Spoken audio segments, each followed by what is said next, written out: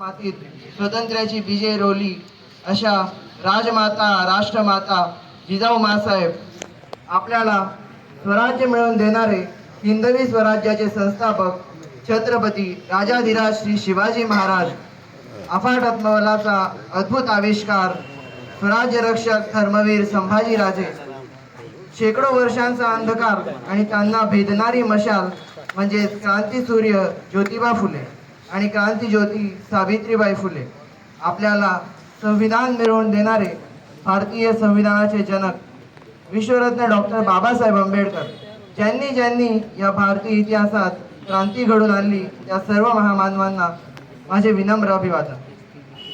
असे म्हणतात की ज्यांना संधी मिळते ते नशीबवान, ज्यांना संधी मिळते ते नशीबवान, जे संधी निर्माण करतात ते विद्वान, जे संधी निर्माण करतात ते विद्वान आणि जे मिळालेल्या संधीचे सोने करतात ते कर्तृत्ववान।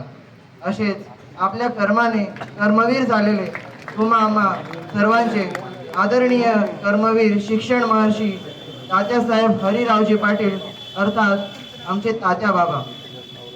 एखाद्या व्यक्तीला प्रत्यक्ष अनुभवून त्या व्यक्तीविषयी बोलणे असे सोपे असते, पण एखाद्या व्यक्तीला प्रत्यक्ष न अनुभवता त्या व्यक्तीविषयी बोलणे म्हणजे नक्कीच तो व्यक्ती कर्तृत्वाने थोर।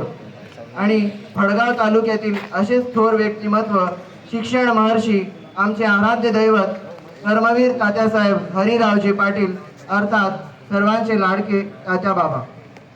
तात्या बाबांचा जन्म 8 मे 1919 रोजी गिरणा काठावरील संपन्न अशा आमडदे गावी एका सर्वसामान्य शेतकरी कुटुंबात झाला। बाबा कमी शिकलेले असले तरी त्यांच्या मनाची भरारी मात्र गगनापार होती। कमी शिकलेले असले तरी त्यांच्या मनाची भरारी मात्र गगनापार होती। कोणतीही राजकीय पार्श्वभूमी नसताना राजकारणात शिरून त्यांनी आमडदे गावाचा नुसता विकासच केला नाही तर गावाला जळगाव जिल्ह्याची राजकीय राजधानी असे नावलौकिक मिळवून दिले। आमडदे गावाच्या ग्रामपंचायतीचे सरपंच पद त्यांनी भूषविले। जिल्ह्याचे सर्वोच्च पद म्हणजे लोकल बोर्डाचे अध्यक्ष म्हणूनही त्यांनी काम पाहिले। कृषी उत्पन्न बाजार समिती भडगाव व सूतगिरणी नगरदेवा येथील चेअरमन पदे त्यांनी भूषवली। अशा विविध संस्थांची चेअरमन पदे त्यांनी भूषवली होती। 1962 साली महाराष्ट्र साक्षर अभियानाअंतर्गत तत्कालीन मुख्यमंत्री यशवंतराव चव्हाण यांच्या समवेत भडगाव पंचायत समितीचे अध्यक्ष सभापती व भडगाव पाचोरा तालुका विकास मंडळ संस्थेचे चेअरमन हे त्यांनी स्वकर्तृत्वावर अशी पदे मिळवली। तात्या बाबांजवळ माणुसकीचा एक गुणविशेष होता। माणसे जोडणे, माणसे वाढवणे, माणसे मोठी करणे असे दुर्मिळ गुण तात्या बाबांजवळ होते। वैचारिक बैठक होती, दिलेल्या शब्दाला किंमत होती।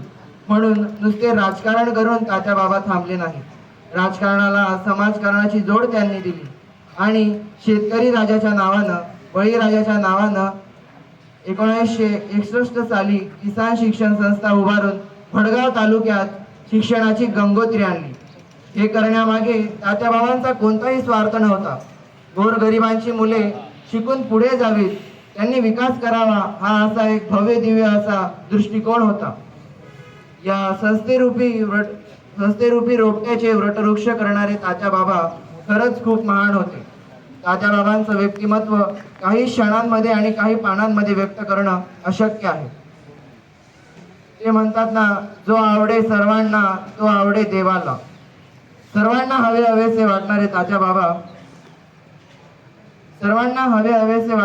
बाबा परमेश्वरालाही हवे हवेसे वाटले।